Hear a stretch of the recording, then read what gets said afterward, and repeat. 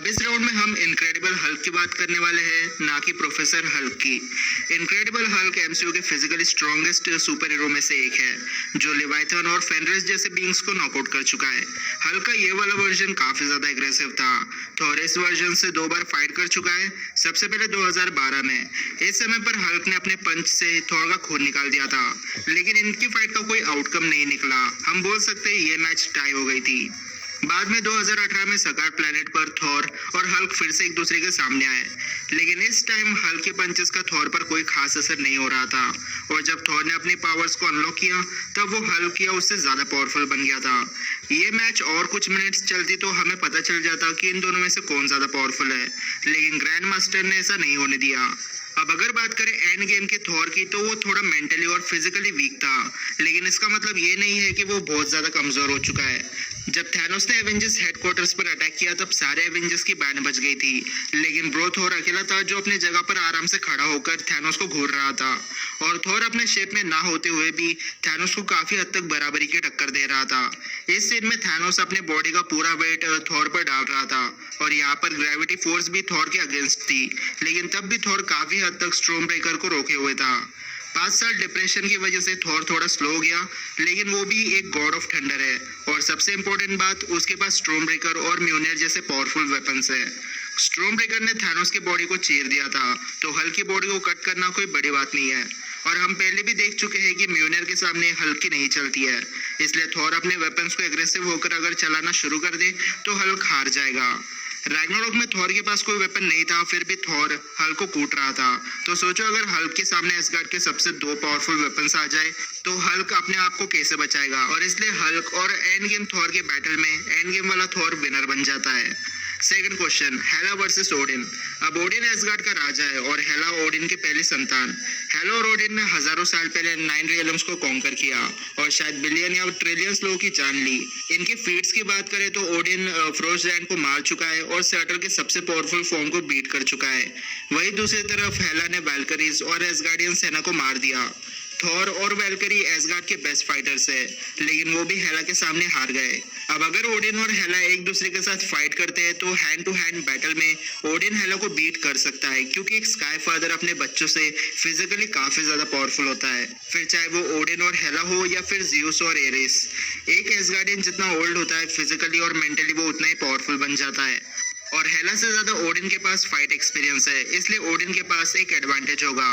लेकिन ओडिन हेला को जान से नहीं मार सकता, फिर चाहे वो अपने फिजिकल पावर यूज करे या फिर अपने ओडिन फोर्स की एनर्जी। अगर ओडिन हेला को जान से मार सकता, तो वो ये काम 1500 साल पहले कर चुका होता।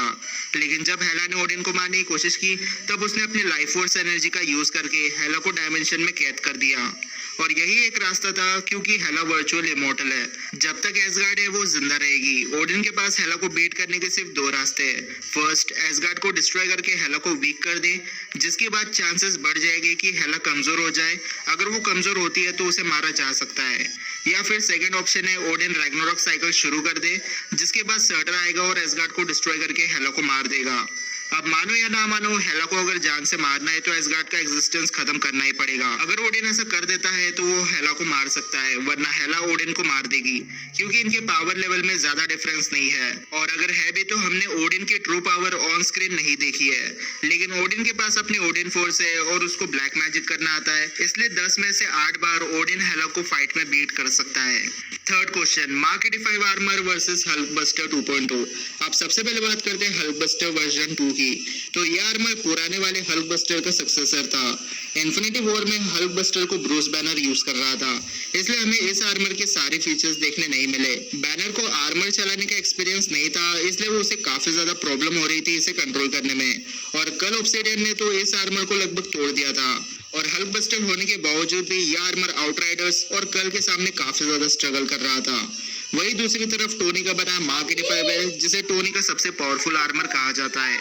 ये सूट नैनो टेक्नोलॉजी पर काम करता था, इसलिए जिस भी वेपन के बारे में टोनी सोचेगा, ये आर्मर वो हथियार बना देगा। और ये आर्मर इतना ज्यादा ड्यूरेबल है कि इसने म्यूनर के डायरेक्ट हिट को फेस किया है।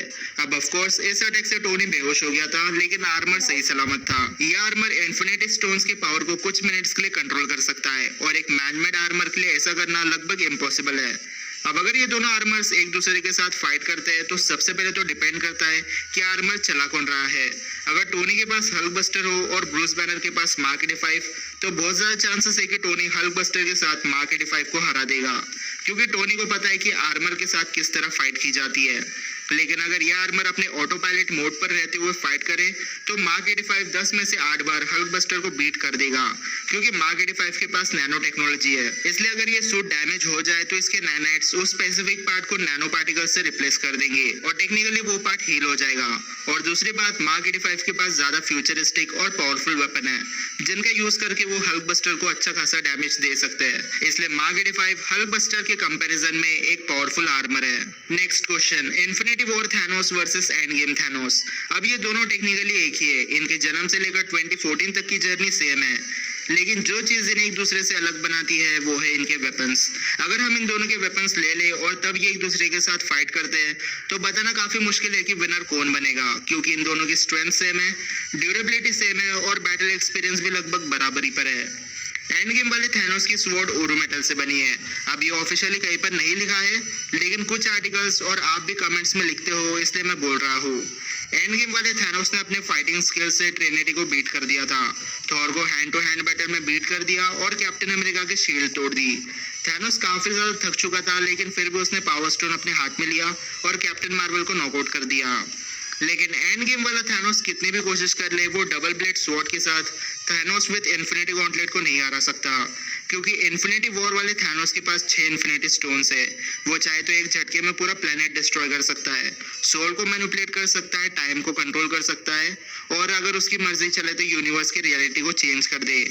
और अगर एंड गेम वाला थैनोस इन्फिनिटी वॉर वाले थैनोस पर सरप्राइज अटैक करके उसका हाथ काट देता है या फिर सीधा हेडशॉट मारता है तो उसकी जीतने के चांसेस बढ़ जाएंगे, वरना इन्फिनिटी स्टोन से तो थैनोस इम्पॉसिबल को भी पॉसिबल कर सकता है। इसलिए इन्फिनिटी वॉर वाला थैनोस ज्यादा पावरफुल है as compare to End Game वाला Thanos. Next question, End Game Hulk versus Hulk buster. अब जब last time Tony Hulk buster को हल्क के सामने लेकर आया था तब हल्क ने इस आर्मर को 90% डिस्ट्रॉय करके रख दिया था, लेकिन अब बात कुछ और है। थैनोस के स्नैप के बाद ब्रूस बैनर ने अपने दिमाग और हल्क की बॉडी को एक कर दिया, जिसकी वजह से ब्रूस को हल्क की स्ट्रेंथ और ड्यूरेबिलिटी तो मिल गई, लेकिन अब वो पहले जैसा एग्रेसिव होकर फाइट नहीं करता है। हल्क काफी ज्यादा एग्रेसिव तरीके से फाइट कर रहा था, इसलिए हल्क बस्टर लगभग टूटने के कगार पर आ गया था। लेकिन प्रोफेसर हल्क इतना एग्रेसिव होकर सपने में भी फाइट नहीं करेगा। लेकिन ब्रूस बैनर ने टोनी की मदद की थी हल्क बस्टर बनाने के लिए, इसलिए मे बी ब्रूस बैनर को पता हो कि हल्क बस्टर के क्या वीक पॉइंट्स है। अगर प्रोफेसर हल्क स्मार्ट तरीके से प्रिपरेशन करके फाइट करता है तो हो सकता है कि वो हल्क बस्टर को खराब कर दे और टोनी को बीट कर दे। लेकिन इनकी फाइट नॉन प्रिपरेशन में होती है तो हल्क बस्टर को बनाया गया था हल्क को बीट करने के लिए। हल्क बस्टर के पास जरूरत से ज्यादा पावरफुल वेपन्स है और हल्क बस्टर में स्लीपिंग गैस है जो प्रोफेसर हल्क पर भी काम करेगी। इसलिए मेरे ओपिनियन से 10 में से 7 बार ये दोनों फाइट करते हैं तो हल्क बस्टर विनर बन जाएगा।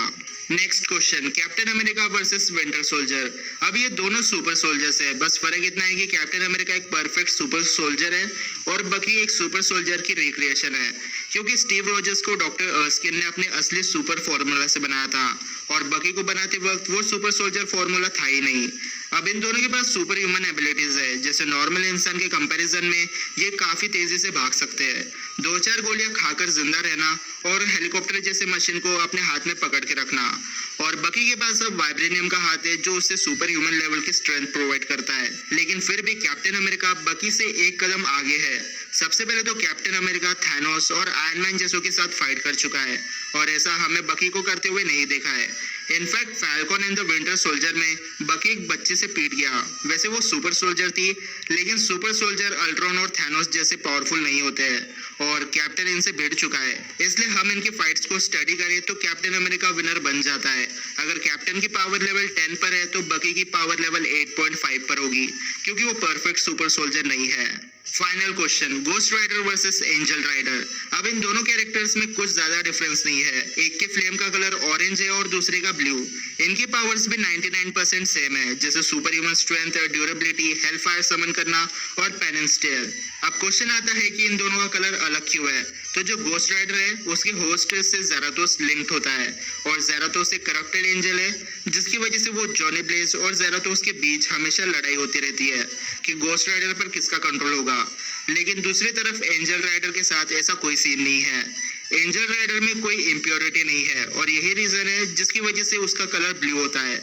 अब ये दोनों आपस में फाइट करते हैं तो बेसिकली गोस्ट राइडर और एंजल राइडर इमॉर्टल है, जिसकी वजह से इन्हें कुछ देर के लिए रोका जा सकता है लेकिन हमेशा के लिए जान से नहीं मार सकते। लेकिन कॉमिक्स में एंजल राइडर गोस्ट राइडर से ज्यादा पावरफुल होता है। इससे फर्क नहीं पड़ता कि इन दोनों के पावर सेम है, लेकिन कॉमिक्स में ऐसा देखा गया है कि एंजल राइडर ज्यादा पावरफुल है गोस्ट राइडर से, इसलिए हमें एंजल राइडर को ही विनर बनाना पड़ेगा।